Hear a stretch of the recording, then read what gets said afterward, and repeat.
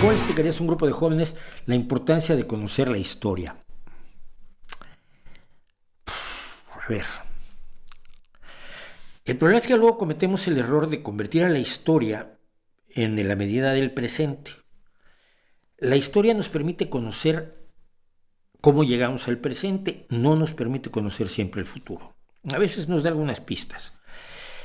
Pero tú pregúntales a los jóvenes si tuvieran una pareja o un amigo muy cercano o un socio de una empresa, ¿qué les parecería no saber nada del pasado de esa persona? Esa persona llega y les dice, vamos a hacer un negocio, vamos a ganar mucho dinero, ponemos esto, invertimos los dos, compramos maquinaria, o vamos a casarnos, o vamos a ir a tomar un café, y que te estuviera absolutamente vedado el conocimiento del pasado de esa persona que quiere ser tu amigo, de esa persona que es tu pareja, de esa persona que es tu socio, de esa pareja, de esa persona que es tu compañero en alguna cuestión de carácter social o político. Vas a poner una ONG, la vas a poner con 3 personas, pero no sabes nada del pasado de esas personas.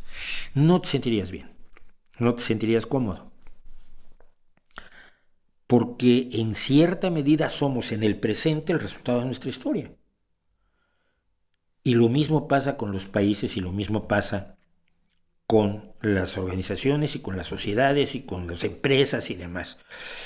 Todos podemos salirnos de los cauces que marcaban nuestra historia, y esto es lo que peleaba yo la semana pasada con la idea de quién es Europa o quién es América o quién es quién. La historia no te determina, pero te define en el presente. Yo soy quien soy hoy por lo que he vivido hasta ahora. Mañana a lo mejor me voy al circo, me fugo con el circo, como quise hacerlo cuando era pequeño. Hoy vamos a hablar del circo. Pero es eso, necesitamos saber cómo llegamos aquí, porque hay mucha gente que se toma la historia además demasiado en serio. El caso de los rusos, y hoy vamos a hablar también de tutela rusa, es uno de ellos. Entonces, es tener la perspectiva hacia atrás para poder mirar hacia adelante con la tranquilidad. Si alguien no ha matado a nadie, nunca tienes menos miedo que te mate que alguien que lleva 16 asesinatos, lo conoces, te dicen esto haber matado a 16, y tú dices que corre el aire. Tú, a distancia prudente, unos 200, 300 kilómetros, me parecen sanos. Ese es el punto. Yo creo que esa es la mejor forma que yo tendría de explicar por qué es necesario conocer la historia de las sociedades, de los países, de las comunidades, de las familias. Las familias que quieren ocultar su historia son otro problema gravísimo. La mía quería ocultar su historia, pues toda familia tiene esqueletos en el closet, ¿no? En el armario.